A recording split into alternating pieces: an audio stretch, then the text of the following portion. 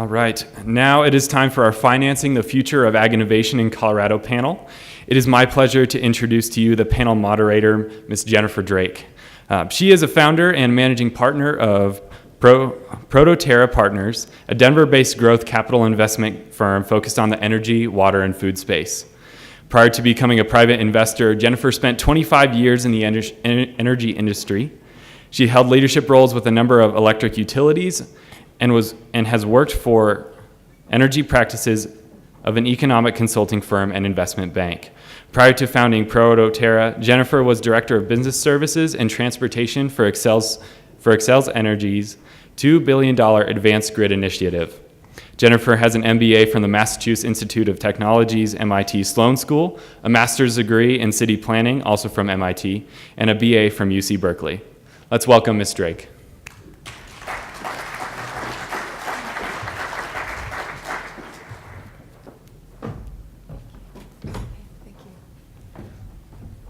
Thanks, Ryan. And good morning, everyone. It sounds like yesterday was an exciting day, and it's nice to see everybody here this morning as well. We've got a really neat and interesting assemblage of panelists here for this panel, so I feel really lucky to be facilitating. So let's introduce these guys shortly and get into it. So the first person I'd like to introduce is named Brian Clevinger. Brian is a partner at a private equity firm called Prolog Ventures out of St. Louis. So he's traveled to be with us today. And we were back there chatting, and he had to kind of count on his fingers and toes, and he ran out of digits when he was trying to count up his years of experience in investing because it exceeds 30. So Brian, welcome. We are also lucky to be joined by Michelle, I haven't written down your last name, I'm sorry. Hadwiger. Michelle Hadwiger. She is with the Office of Economic Development and International Trade with Denver. And Michelle is also familiar with folks at CSU from having been previously executive director of the Colorado Innovation Network, or COIN, which Ajay Menon was also involved in extensively. So kind of a nice cross-pollination there. Michelle also works with Stephanie Copeland under the governor at OEDIT, and they're doing some neat stuff. So welcome, Michelle. Thank you.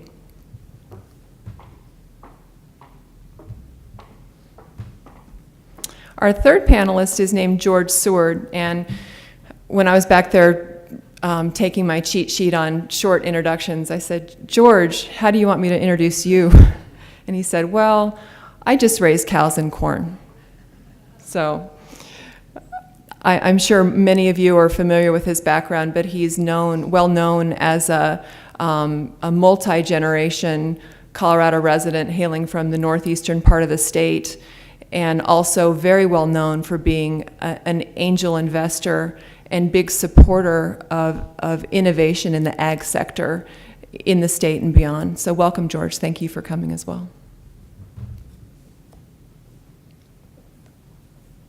And then our fourth panelist, to round this out, is a successful serial entrepreneur working on a new company headquartered here in northern Colorado named Jason Suntych. Jason is COO of Xiant Corporation. We'll talk a little bit more about what they do, but they have a very, very cutting-edge technology in the application of lighting to the productivity of plants and animals. Welcome, Jason. Do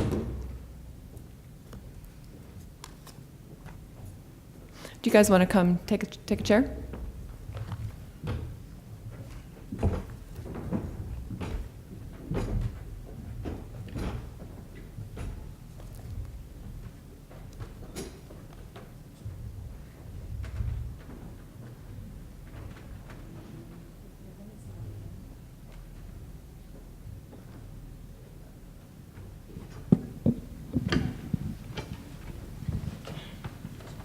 Okay.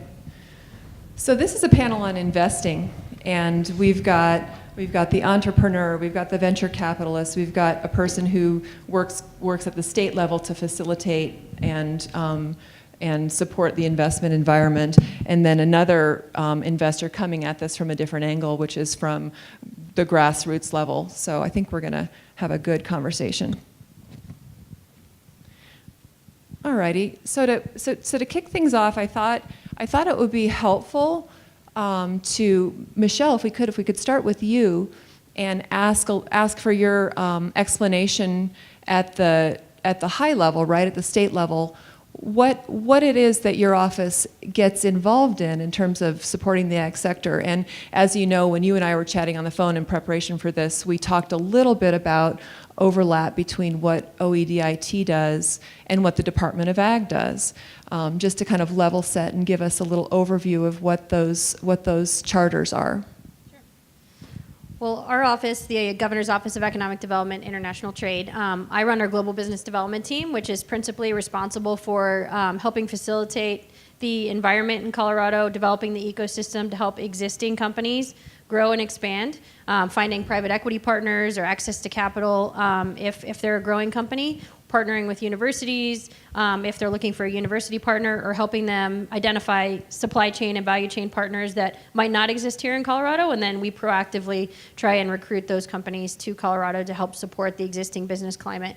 In addition, we run an advanced industry portfolio program, an advanced industry tax credit, for which Jason and his company have actually taken advantage of in the past. And we also work with our partners. Cathay Reynolds worked with us on a couple of opportunities to help identify adjacencies and industry clusters and help different industries come together through utilizing the enabling technologies that underpin each of those industries to help promote further dynamics within the industry that'll help foster growth faster than principally focusing on each individual sector individually.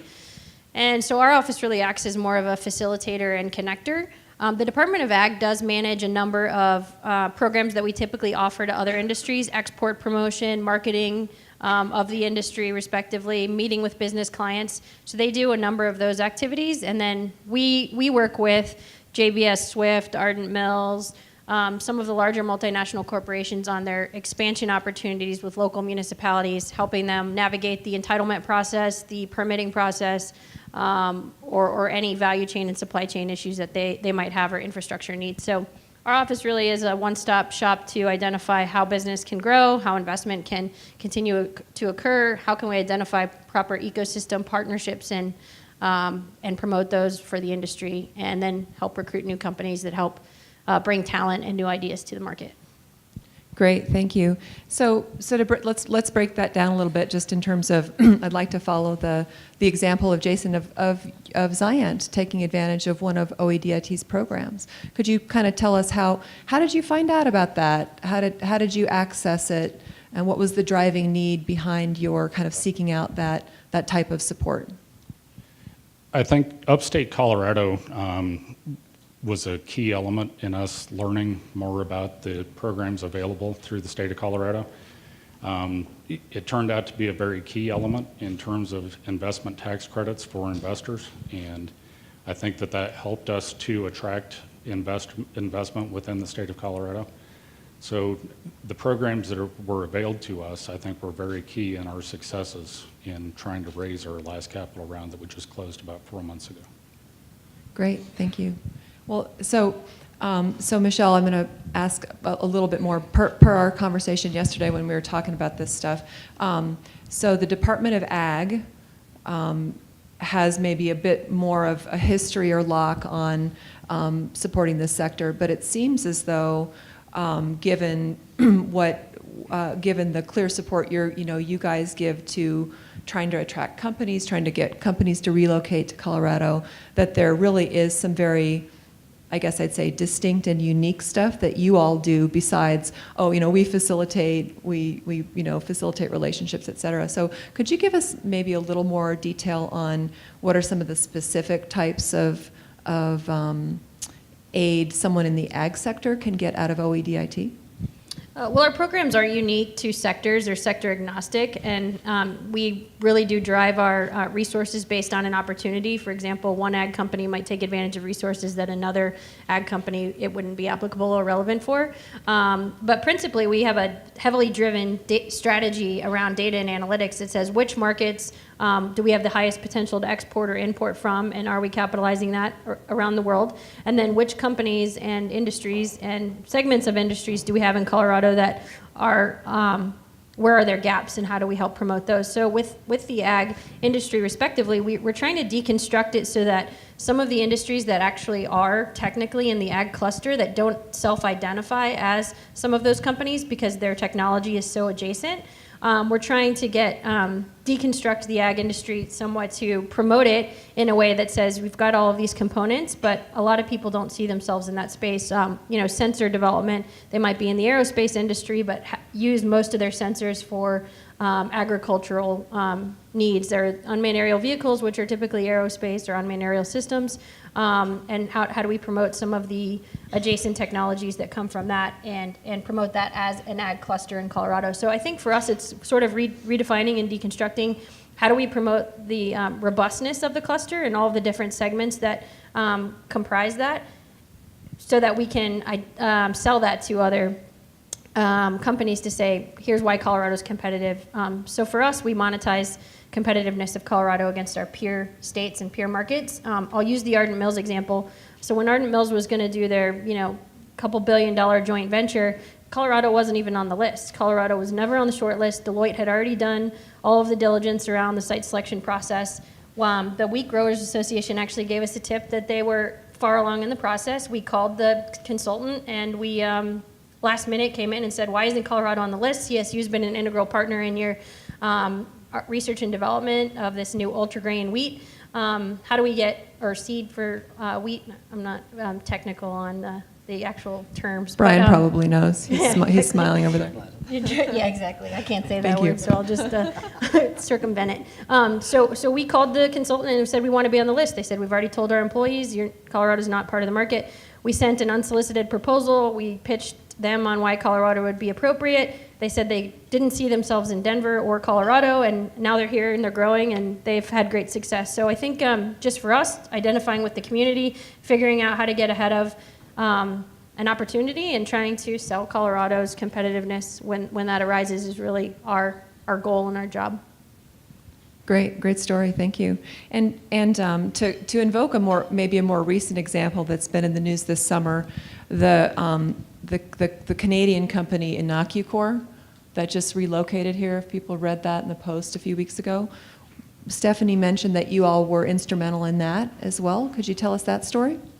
Sure. So we do run site selection process. So when a company is interested in a market, again, we identify why the market might be qualified to meet their needs, and we go through an RFP or an RFQ process. We answer a majority of questions, but they specifically cited the potential to work with Colorado State University as a research partner as one of their drivers for their relocation decision. They also cited the bioscience and emerging bioscience cluster that we have specifically on the ag bio side, and we did introduce them to, I think I saw April here with the Colorado Bioscience Association. We did introduce them to that association and the respective industries that or members that underpin that association, and ultimately they did make the choice to locate in Centennial, Colorado, and have a real estate opportunity that worked for them there. So mostly they were driven by talent and the industry cluster and the fact that it's on an upward trajectory toward growth. Absolutely, and that's a big relocation for them because they're out of Montreal, right? Yeah, Right. So that's a big deal. So I'm going to, Brian, I'm going to put you on the spot, perhaps if you're familiar with Inocucor, to explain what they do. Yeah, that is putting me on the spot. The company, as I recall, makes they use a fermentation process to produce a type of a gamish that uses a fertilizer, and it's a it's a hot topic, of course, of biologicals instead of using chemicals as fertilizers, and it's something that at least the venture industry is quite interested in, and but part of what the driving force is to move to Colorado is that it's tough for U.S. investors sometimes to invest across the border. And we like a whole lot better if we're putting U.S. dollars into a U.S. So they actually incorporated a U.S. entity here, as I recall, and established themselves so they can bring in venture capital. They just raised a lot of money, so it's been a very successful story. Yeah. Well, thank you. And thank you.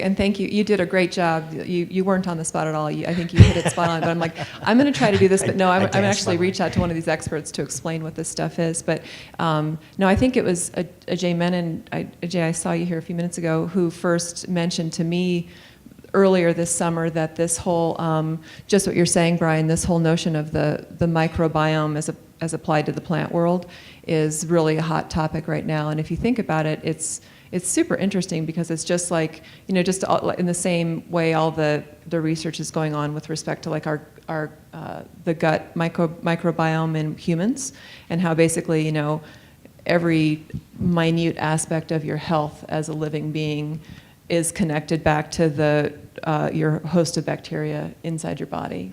So if you think about it, the application and research of that in the plant world has huge implications, I'd say. So, well, great. Well, thanks, you guys. Jason, I'm going to jump to you.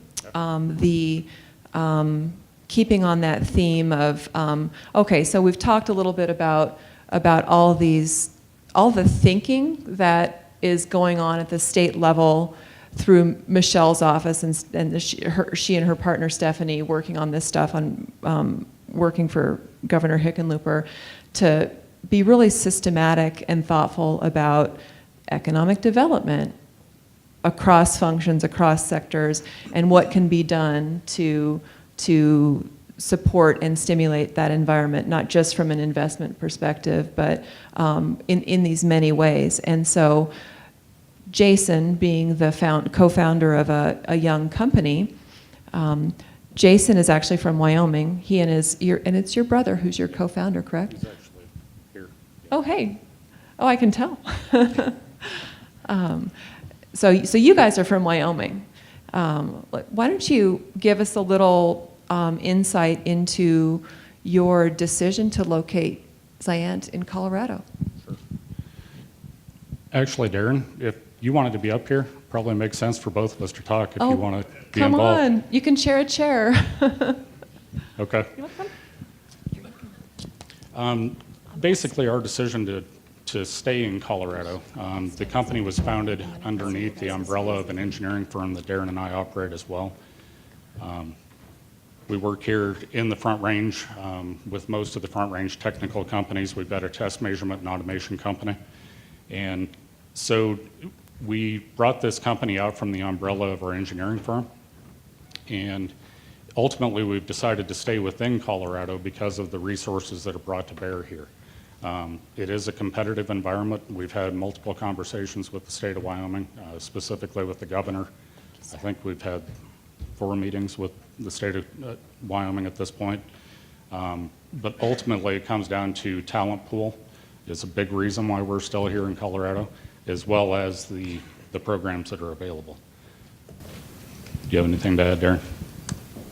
Yeah, no, I think, is this on? Can you hear me? Okay. Not just talent pool, but I also think that, you can definitely tell there's a lot of innovation going on in northern Colorado. I think more than you're going to find in some of the neighboring states. So for us, it's not just the talent pool, it's the access to places like Colorado State University.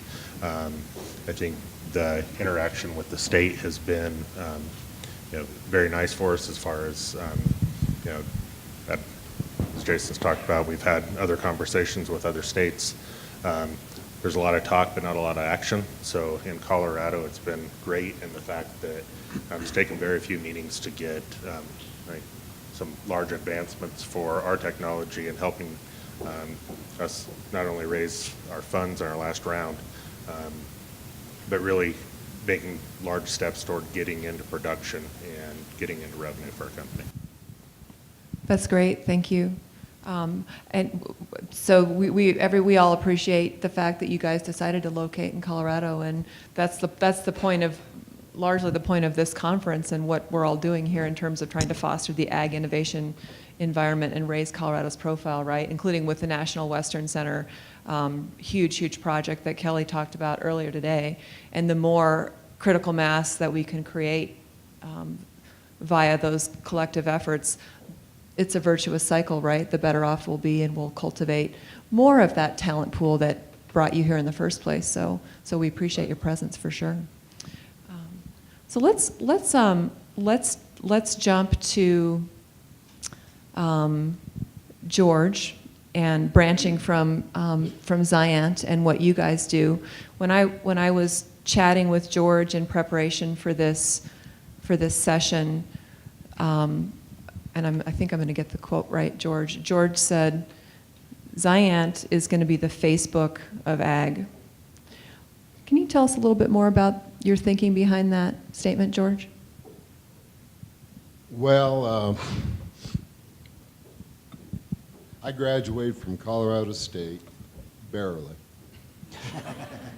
And I always felt it was best to have cooperation so I could graduate. And by that I mean, I always found it was a lot better to study with the smartest guy in the class than the dumbest one that went to drink beer with me. And that's how I got through school, and that's basically how I do in my investing. I invest in people, and I invest in the things that I'm really interested in are water, because that's what our whole business evolves around with corn and cattle. And I probably was at Xiant 5 times before I made the commitment to them that I'd go out and raise so much money to push this forward, this concept forward. Number one, the reason I invested in this company is if this does work, they're going to break me. They're going to turn everything in agriculture completely upside down. Their first experiments, they used 25% of the amount of water that's customarily used in growth situations inside buildings. And that's been proven. Well, 25%, and if you lower the cost down, it's just the old supply and demand. It's disruptive technology. I've been involved with about 5 startups. One of them was a failure. The other 4 have been fairly successful. And if you relate this back to fracking, and I know that's is a bad word, but if you look at what fracking has done, how it's changed the concept of oil production in the United States, and how we're independent now on oil production, it's been a huge changer for everybody. And you know, I know this is a pretty simple analogy, but if you go back 2 weeks ago in Wyoming, the state of Wyoming doubled for 3 days for the solar eclipse. And why was that? It's because it was $2 gasoline and everybody could afford to go up there and do it, and it wasn't $5 gasoline. So when you sit here and talk about disruptive technology, the unintended consequences of disruptive technology is huge. And if only one of these processes that Xiant's working on, and I believe they're going to work, it's going to change the face of agriculture. Now, how does this relate back to the National Western and to Colorado State and to Yuma, Colorado, and to Ray, Colorado? Because all these applications will reverberate back. If we can save that much in water, what is a greater example to show that at the National Western with this college or this building on water with the Denver Water Group?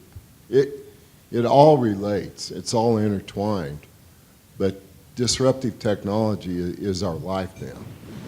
Whether it's Amazon or it's Facebook or AgInnovation, it's just a continual cycle, and it's growing faster every day. I mean, trying to get your arms around it is a huge thing, and I think it's going to be really huge, and that's where I think that center is going to play such a apart, because as we become less and less tied to agriculture, the misnomers, the fake news, all the new things that are part of our lives, that can be a balancer. Yep, absolutely. And the National Western Center vision truly is grand and wonderful, and that's another really, I think, neat thing we're all fortunate enough to be part of. And y'all who are leading it are doing a great job. So this being a panel and me getting to invoke the prerogative of putting people on the spot, George, I'm going to drill down with you a little bit, if you don't mind. So when we were chatting earlier, I said, well, you know, panels are all about trying to draw out for the audience the uniqueness, the unique experience and viewpoints and wisdom of the panelists and what they can share from their lives. And in your case, I think you're so unique because you're a rural guy. You're a rural ranching, farming guy who yet is involved in all this cutting edge technology, and you're interested in innovation, and you've got connections and relationships and real investments in innovative companies, new technologies. Can you explain for us a little bit kind of what it is about you personally that has led you down this path in your life, and how you think we can maybe spread that contagion a little bit more in the rural community in terms of trying to get other folks in your situation interested in innovation?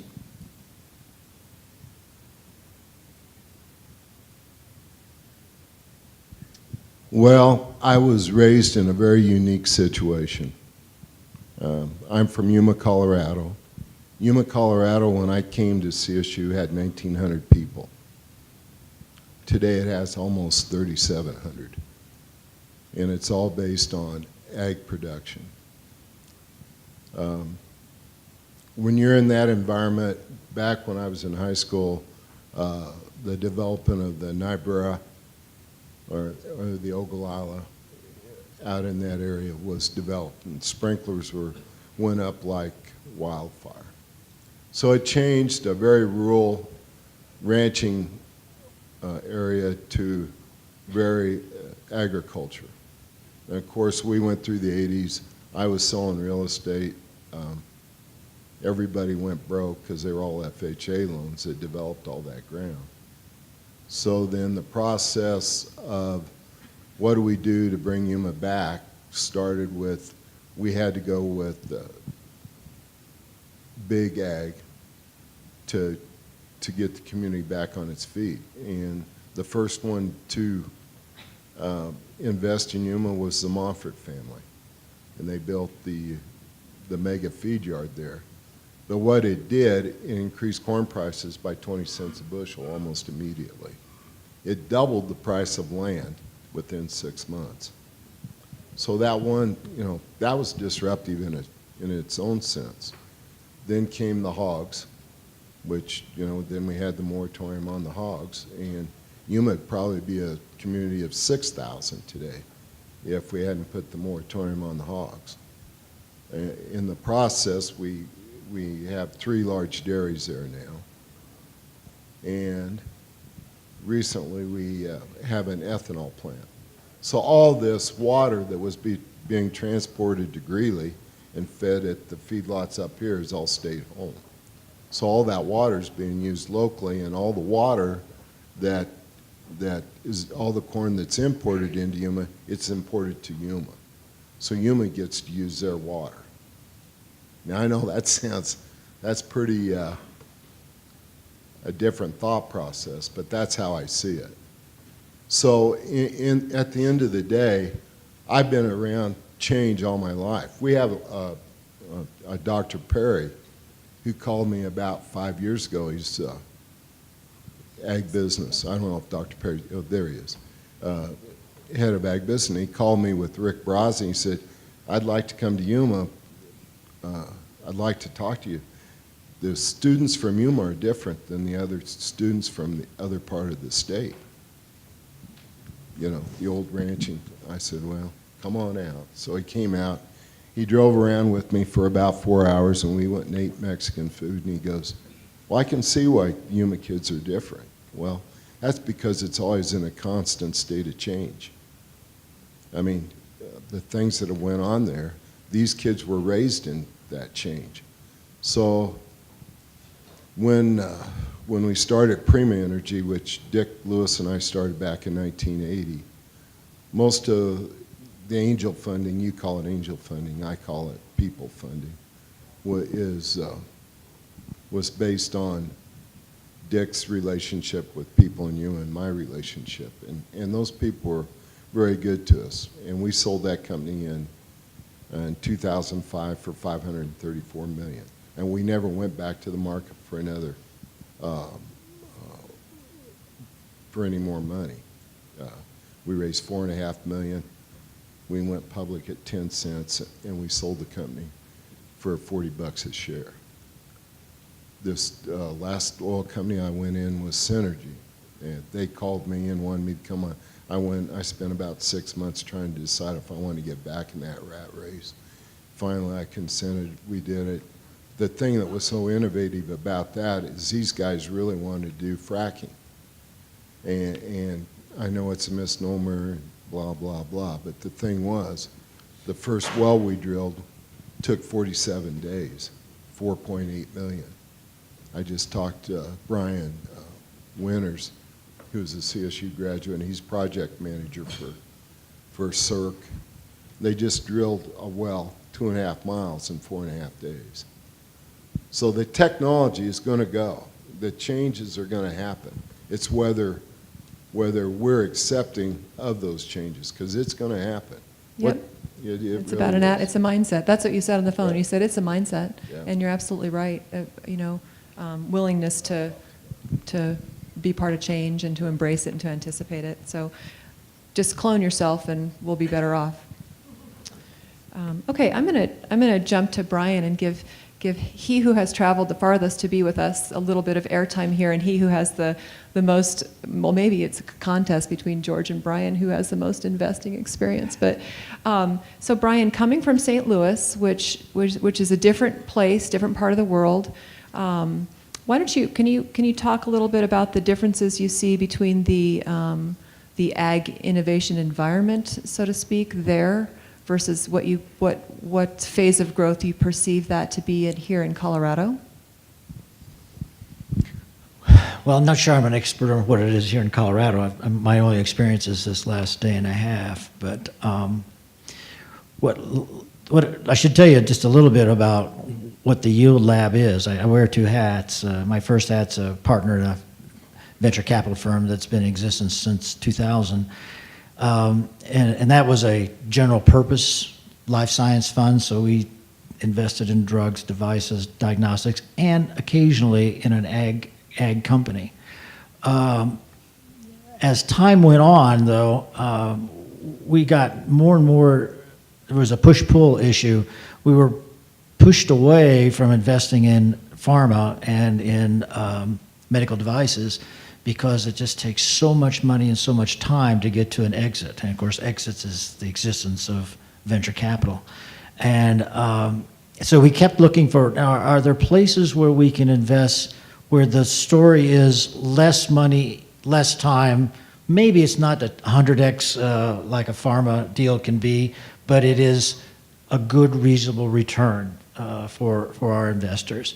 And we found ourselves migrating to food and ag and diagnostics, actually. Diagnostics now is getting very difficult, but anyway, we started moving in that direction. And I was actually thrilled that for a change in my life, I could drill down deep into an area as opposed to being a jack of all trades.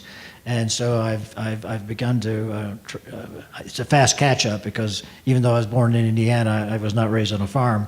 But if you're in St. Louis, you're surrounded by ag, as you know, Bayer slash Monsanto is in St. Louis, and then there's some folks don't know about it, really one of the first class research institutions in St. Louis is called the Donald Danforth Plant Science Center. And there's an argument that there's probably more PhD plant scientists in St. Louis than practically anywhere else in the world. So we are surrounded by ag. Of course, we're in the corn soy belt, and of course up the road is Caterpillar, and we've got all kinds of ag assets in the region. But we felt, so St. Louis, and I think this is true of every city in the United States, they're trying to figure out where to put their resources. And St. Louis is going through the same sort of process that I think you are in Colorado, and that is, gee, should we be all things to all people, or should we take some issues and really make that a focus, something that we could really be unique in? And I'm pretty sure in St. Louis, ag is one of them. It tends to be on the biological side, as opposed to, say, direct on the farm side. Yeah. But it's clearly an area where I think St. Louis can be an outstanding example. And now I put my second hat on, which is a partner in the Yield Lab. The Yield Lab is an ag accelerator. And if you're not familiar with what accelerators are, basically our model, and there's several models, is that we put out a call for small companies to apply to our program. And last year we got 180 applications from 34 countries around the world. Because in a lot of the ag world knows that there's a lot of networks to be plugged into in the Midwest, so they were anxious to come in. We chose 5 companies in each year, so we've got 15 now. We're in our 3rd year, and in each case we give them a $100,000 investment, and then we put them through a mentoring process where they come to St. Louis 2 days a month, and we do that. We plug them in. We try to get them cleaned up for investors. We introduce them to VCs, et cetera. So that's a process that we're going through. And then, not to belabor too long, but we like that so much. And ag is such a global industry sector that we've also started one in Ireland. We will start one later in the year in Buenos Aires, and I think the year after that somewhere in Asia. So the end result is we'll have this network of ag companies. And by the way, our definition of ag is animal all the way to food. We'll have a series of companies that we've worked with very closely and have helped and hopefully make successful. That's what an accelerator is all about. And that's how I've actually become more deeply involved in the ag world. But back to essentially your question is that I think, from what I can tell, it makes perfect sense that Colorado should be focusing on your ag world. Of course, we tend to be corn soy oriented, biological oriented. Obviously, with what we heard this morning, your emphasis and strengths are a bit different from St. Louis. But I think working on that asset makes total sense to me. Absolutely. Thank you. Thank you. I'd like to highlight for the audience a couple exits at a Prolog that Brian told me about, and if I hack what they do, you can interrupt me and explain it in more technically accurate fashion.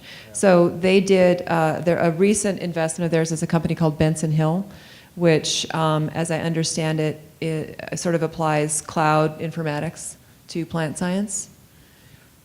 It's a really interesting company, and I think it typifies why I think there's so much excitement in ag investing these days. If you go back 5, 6, 7 years ago, I would have said, ooh, ag, that means you're going to have a product and only Monsanto, Dow, DuPont, Pioneer is going to be able to buy it. That's because the world seems so limited in terms when you said ag tech. Ag tech has exploded now. There are so many different facets to ag that now a company like Benson Hill gets started on the biological side. It was a trait company. They is actually scientists out of the Donald Danforth Plant Science Center. They focused on photosynthesis. So they had some genes that they could manipulate and improve photosynthesis in a variety of different plants. So they started off, and we raised our hand and invested when it was a trait company. The deep breath about trait companies, of course, is now you are back to just a handful of potential exits. But on the other hand, it was the absolute best and brightest scientists in the photosynthesis world. They already had some collaborations. It seemed like it made sense. That was the story 2 years ago. A year ago, they made a big change in their strategy. Instead of actually focusing on the traits, they're focusing on the research engine that generated those traits. So that involves cloud now. It involves, well, their strategy now is to sell a service to, I would say, mid-level seed companies and breeders, because the Monsantos of the world have their own. But this is cloud computing, big data. You know, their goal is to be the biggest repository of plant genome and breeding data in the world. And I think they're well on their way. And so this company goes out to raise its next round of financing, and a whole new world opened up into them. They didn't have to go just to ag investors. They went to Google. They went to other big data kind of companies. They were oversubscribed, and most of the investors were not your classic ag tech kind of investors. Now that's exciting. It And is that, exciting. That It's super changes the whole landscape. for ag investing, and it's one of the reasons why I'm pretty excited about the field right now. It is. It's pretty neat. And it kind of ties back into, Michelle, I think your opening point about the way your office approaches stuff is you're sector agnostic, right? You're more about like, well, what are they really trying to do? It doesn't really matter if I define the boundaries between sectors in such and such a way. It's more about just being effective. So it's a great approach. I would like to, Jason, I'd like to give you and your brother just a little more airtime here relative to our chat when we were prepping for the session, which I thought was just really neat about you guys, which is that you have, you've successfully raised an A and a B, and have done it in a kind of an unconventional way. It sounds like your approach to financing has been a bit different. Would you elaborate on that for us a little bit? Sure. No, I think the reason why we've done this a little bit differently is that Darren and I truly believe in ourselves and our ability to not only start a company and grow it, but to maintain that company and not necessarily look for the typical exit strategy of a VC partner. Smart. And as a result, I think it's served us very well because we've ended up with great people like George who truly believe in what it is that we're doing. They're not looking for an exit strategy in 3 years. I think George is in this as much for the long haul as Darren and I are, because our investors and ourselves, we truly believe in the technology that we're bringing to the market. We've been to Sand Hill Road in Silicon Valley. We were very well received there. There was a ton of interest, and what we quickly realized was that although, yeah, there was money there, it wasn't in line with what we wanted in terms of the vision of our company moving forward. We weren't looking for a 3-year exit strategy. So in the end, we turned down, probably in this last raise, we turned down $6 for the $1 that we took. But we ended up with the right investors that had the same vision for the company as we have. And we view, that relationship with the investor is kind of like a marriage. If you're planning a long-term business, you better be completely in line in terms of where you're going there. So I think my advice to a young company looking to raise funding is to make sure that you're looking at all the possibilities. The world is not Shark Tank. There's plenty of sharks, but there aren't just 4 different people that you can talk to. If you're not getting the right answers out of the group that you're talking to, move on and see where else you can receive the right funding with the right mindset to go along with it. Right, absolutely. And you also mentioned, you used the word, when we talked, you used the word non-dilutive a couple times. Can you expound for the audience a little bit on that other category of funding that you all have access that you would recommend to others? So obviously, with this long-term vision of the company that Darren and I have, it's key to us to maintain as much equity in the company as we can moving forward. So our funding strategy is threefold. It's obviously equity funding. In addition to that, we have reached out to industry partners for funded research trials, which help us to further our IP as well as fund the company as a whole. And then the third element is a collaboration with universities such as CSU, University of Wyoming, University of Florida are just a few that we're in conversations with currently. And to me, again, those conversations really boil down to the same as the funding aspect, in that we have to find the right relationship with the university, because we have to maintain that IP as a part of this collaboration that we're looking for with university partners, which can be, I think, from the university's perspective, problematic. But at the same time, when we already have existing IP, that really, at this point, before we're out in the market with product, we are an IP company at its base. So we're not in a position where we can negotiate with the university in terms of those IP rights, which I think puts us, again, in a pretty unique position, similar to we were in a unique position on the capital raise front. And I think, again, I think the founders or the executives of a company owe it to the company to maintain those visions of what they want the company to do moving forward. Darren, I don't know if you have anything to add. Us, just to expand a little bit more on the collaborative side of things. So obviously there are a lot of grant dollars out there. A lot of people are competing for it. Having strategic partnerships with universities is a great way, in our viewpoint, to go after some of those federal grant dollars and both be able to expand our technology base and technology base of current research going on at universities, and to find those unique opportunities where there's new IP that are kind of joint IP with universities. I think it's always good to have external companies working with universities, not to just have all the research come out of external companies or universities, but the joint research opportunities. Sure, the partnership aspect, absolutely, absolutely. And that kind of brings us full circle back to the university relationship, and which we're kind of celebrating here, right, at this conference this week. I think we're about out of time. I don't know if we've got time for questions. Is there a grown-up in the room who can indicate whether we do? Yeah, we have a few questions. Okay. What is the vision of financing for the AgInnovation ecosystem? The ecosystem? In Colorado? Yes. Who am I going to punt this to? I don't know what you're getting at, but there's private financing, private equity for young companies. Certainly which companies like mine and Brian's represent, but then certainly also, to Jason's point, all of this other support that young companies can get in the form of non-dilutive financing, right, where you don't have to give up equity, in the form of grants, in the form of cooperative research and development agreements. To Brian's point, there is also a very vibrant incubator / accelerator ecosystem nationally, even globally. You got Dublin and Buenos Aires, and what's next? Here in Colorado, actually, here's a fun thing I can bring this back to. My company is actually currently working with Ajay and his team to support the business incubator concept that they're developing as part of CSU's involvement in the National Western Center.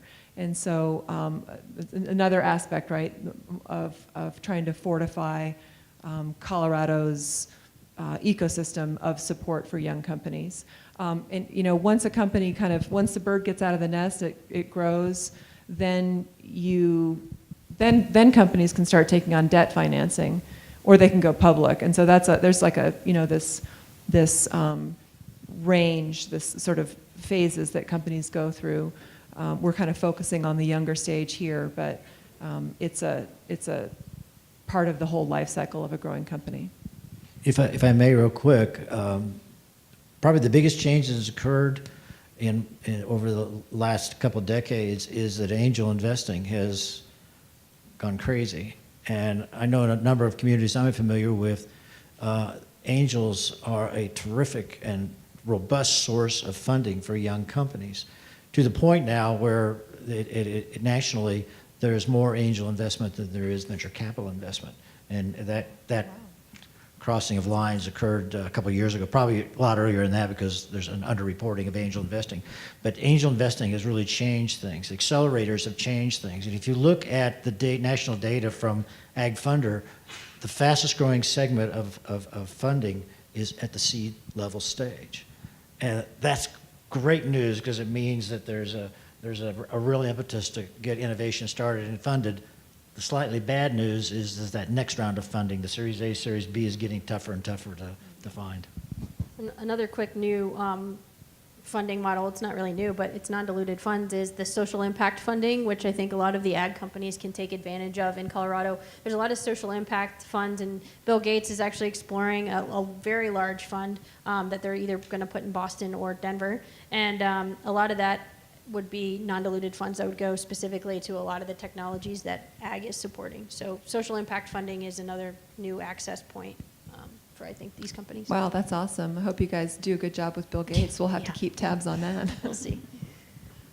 Thank you. All right, do we have time for one more? Yep. What are the implications of current and pending international trade agreements and renegotiations on ag innovation opportunities for Colorado? Ooh, Michelle, that sounds like you. I heard the word international trade. I can't comment on the governor's policies. I'm not part of the policy team, and I'm not able to comment on which trade agreements he supports at a federal level. I can say that Colorado is very supportive of promoting existing Colorado companies exporting to new markets and provide funding for companies to enter new markets and do market research. We also do have a strategy that works at facilitating growth in our major trading partners, which a lot of those are in the NAFTA region or the Asia Pacific region. So broadly, I'll just say that we're continuing to help grow exports and increase import or foreign direct investment opportunities, but unfortunately I'm not able to comment on governor's policies. Thanks, Michelle. Do we have time for one more? You tell me. Sure. Okay. What kinds of agricultural career opportunities do you see for students whose majors come from outside the College of Ag? I want Ajay to answer this question because he was dean of the business school. I think Darren and I are probably both great examples of that. Both have biochem undergrads. Darren has a master's degree, interdisciplinary with mechanical, electrical, and plant physiology. So neither one of us have an ag business degree, but obviously that's the sphere that we're playing in. So I think it's wide open to any field of study, essentially, when it's applied to this market. And in the end, agriculture is the world's largest market. So there are a ton of opportunities, I would say, for people that are outside of that field. And again, it plays to this theme that agriculture is such a bigger playground now than it used to be with the Internet of Things and drones and big data and all these sorts of things. So goodness knows who's going to end up in ag. They could have started out almost anywhere. I think we'll comment, we've hired 20 new employees in 4 months, and the vast majority of those are on engineering sciences side. So firmware development, mechanical engineers, electrical engineers, computer science people that we need for the support of the ag research that we're doing. Obviously we have a lot in animal science, animal nutrition, plant physiology, horticulture, et cetera, but there's a lot of support around this, or at least our technology, IT being very large part of it, big data, tracking power consumption, sensors from plants and animals, their environment, pressure, temperature, humidity, all being fed back into our lighting technology. I think, things just because of the breakthrough and